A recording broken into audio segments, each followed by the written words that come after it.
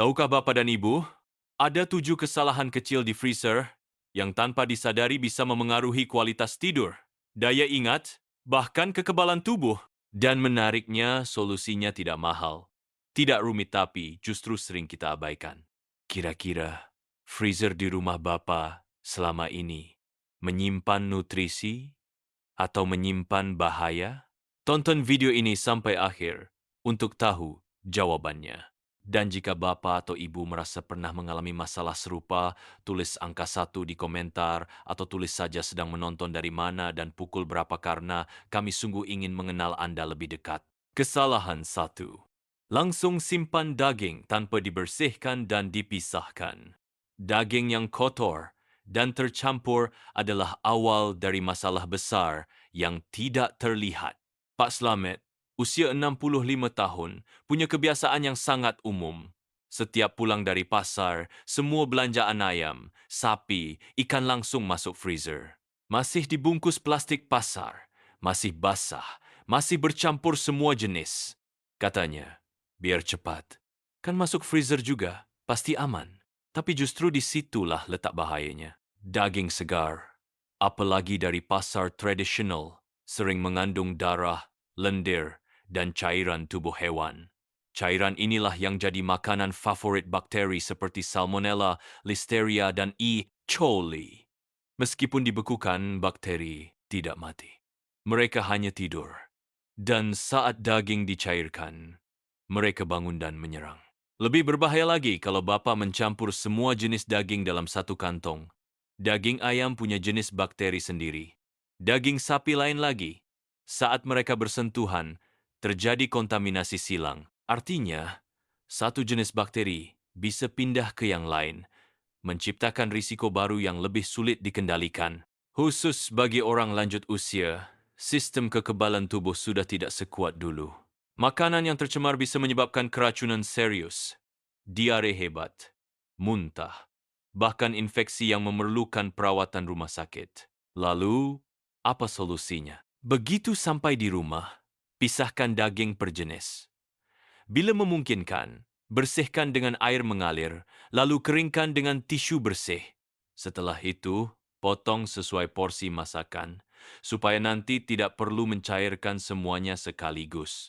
Langkah sederhana ini bukan hanya menjaga kualitas rasa, tapi juga perlindungan langsung bagi kesehatan keluarga, terutama lansia yang lebih rentan. Ingat, freezer hanya alat, tapi cara kita memperlakukannya menentukan apakah ia akan jadi penyelamat atau sumber bahaya yang tersembunyi.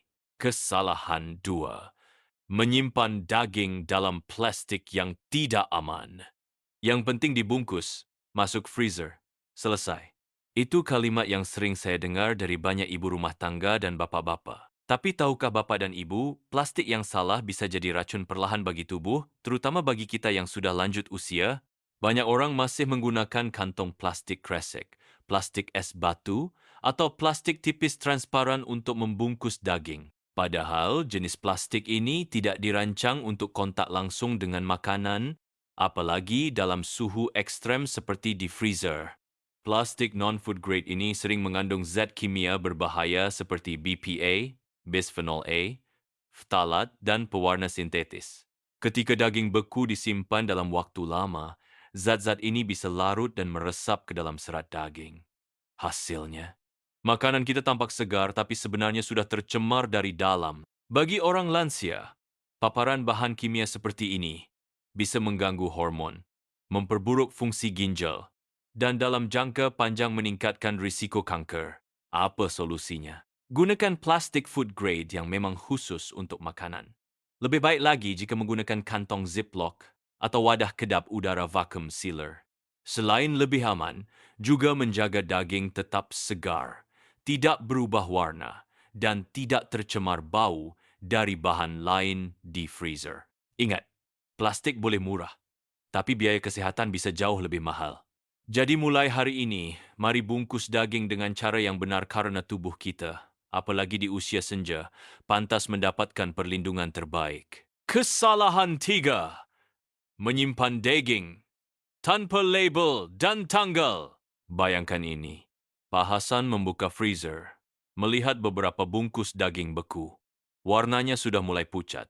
Ia bergumam, "Ini daging sapi minggu lalu atau kambing bulan lalu ya?" Masalahnya bukan hanya bingung jenis daging, tapi lebih dalam. Kita tak tahu sudah berapa lama daging itu disimpan. Kesalahan kecil seperti tidak memberi label dan tanggal mungkin tampak sepele. Tapi bagi orang lanjut usia, ini bisa jadi pemicu keracunan makanan tanpa disadari. Daging yang terlalu lama dibekukan memang tidak selalu terlihat busuk. Tapi kualitas nutrisinya menurun drastis. Protein rusak, rasa hilang, dan yang paling berbahaya bisa muncul senyawa toksik yang tidak hilang meski dimasak. Setiap jenis daging punya masa simpan ideal. Daging merah, 4 sampai 6 bulan. Ayam, maksimal 3 bulan. Ikan, 2 bulan saja. Melebihi itu, bukan lagi makanan tapi kenangan yang sebaiknya tidak disantap. Solusinya sederhana. Tulis label berisi jenis daging, tanggal beli, dan tanggal kedaluarsa. Gunakan spidol permanen atau stiker tahan air. Simpan dengan prinsip first in, first ouching lebih lama, dimasak lebih dulu. Dengan langkah kecil ini, bapa dan ibu bisa menjaga kesehatan keluarga, mencegah pemborosan, dan membuat dapur lebih tertib. Ingat, freezer bukan tempat menyimpan misteri, tapi tempat menyimpan nutrisi yang aman, sehat, dan jelas kapan harus digunakan. Kesalahan 4. Mencairkan daging di meja dapur. Suhu ruang. Terlihat praktis, tapi membuka pintu bagi bakteri berbahaya. Ibu Nurlela sering melakukan ini. Pagi-pagi, ia keluarkan daging beku dari freezer, lalu ditaruh begitu saja di atas meja dapur, agar cepat mencair.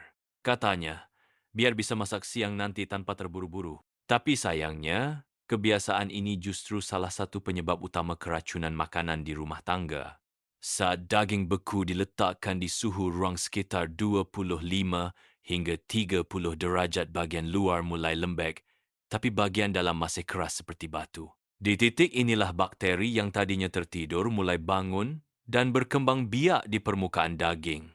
Bakteri seperti Clostridium perfringens bisa menggandakan jumlahnya hanya dalam waktu 2 jam.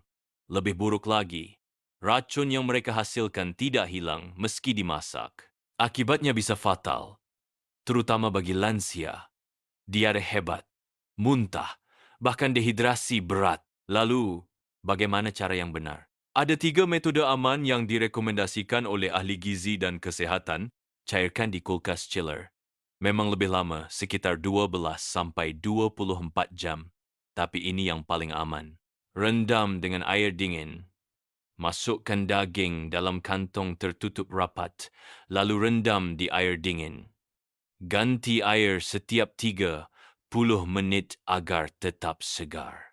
Gunakan microwave. Pilih mode defrost, khusus daging. Tapi ingat, daging harus langsung dimasak setelah dicairkan dengan cara ini.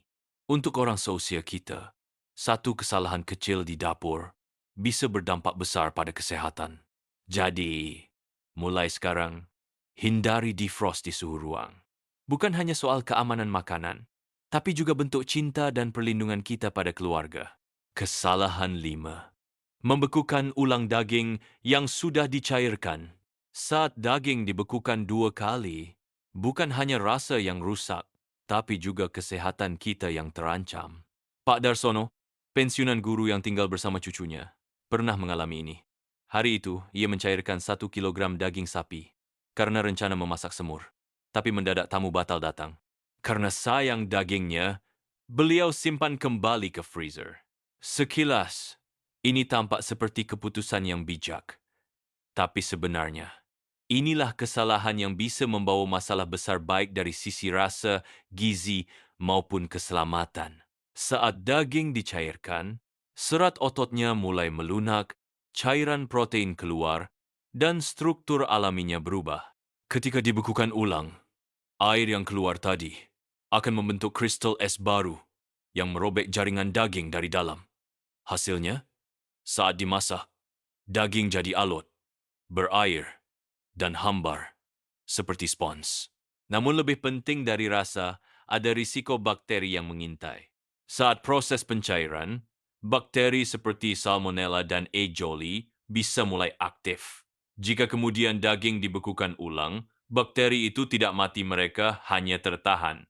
Dan saat daging dicairkan untuk kedua kalinya, mereka bisa berkembang lebih cepat dan menghasilkan racun yang membahayakan. Solusinya sederhana namun sangat penting.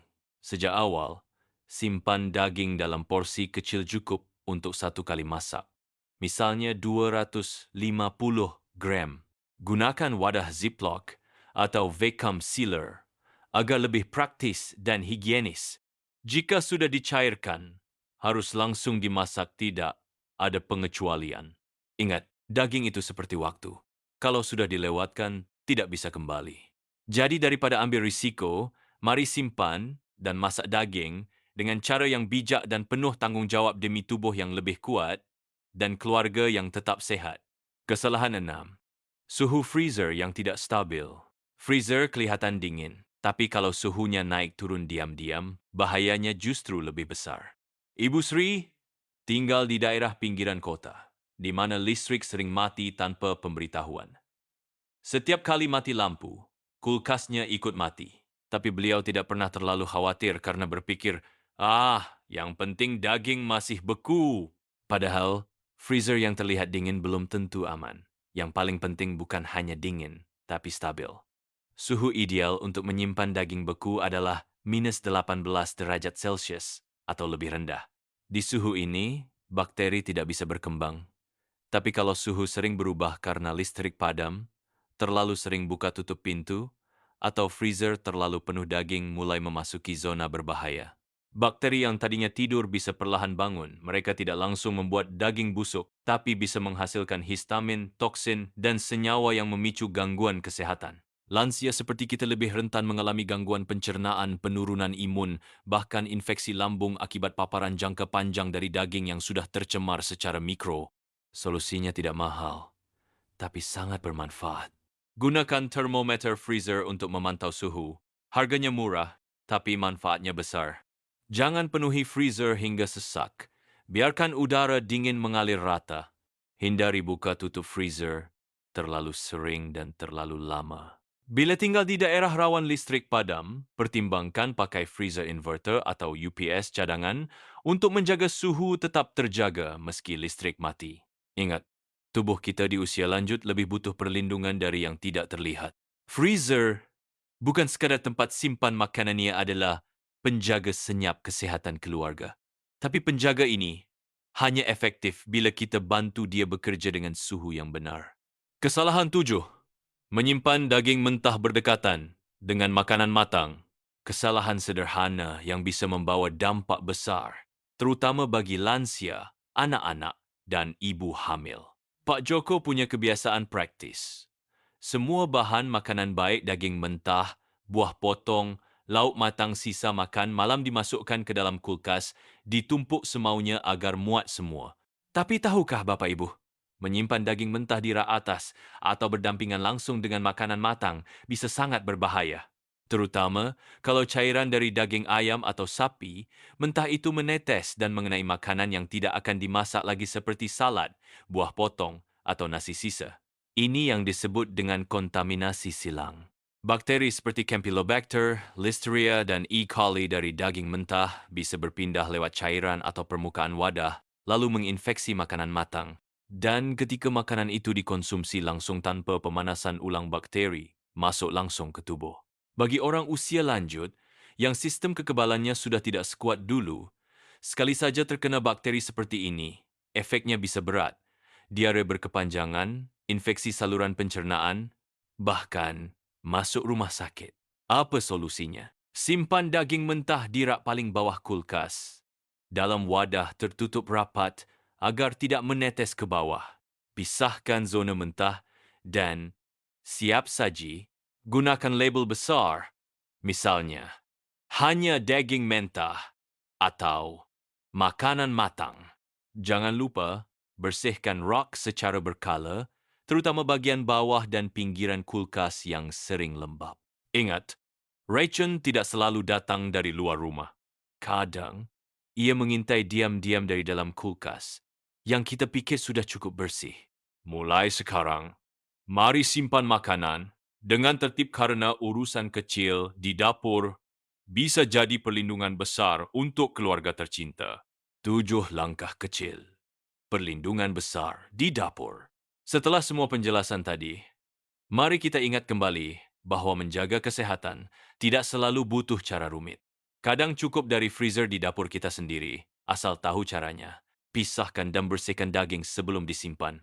Gunakan plastik food grade, bukan plastik sembarangan. Beri label dan tanggal simpan, jangan asal tumpuk. Cairkan daging dengan cara yang benar, bukan di suhu ruang. Jangan bekukan ulang daging yang sudah dicairkan. Pastikan suhu freezer stable, tidak naik turun. Jauhkan daging mentah dari makanan matang. 7 langkah ini mungkin terlihat sederhana, tapi jika dilakukan dengan benar, bisa menyelamatkan kesehatan keluarga, terutama bagi lansia yang lebih rentan. Ingat, dapur bukan hanya tempat memasak, ia adalah garis depan perlindungan tubuh kita setiap hari.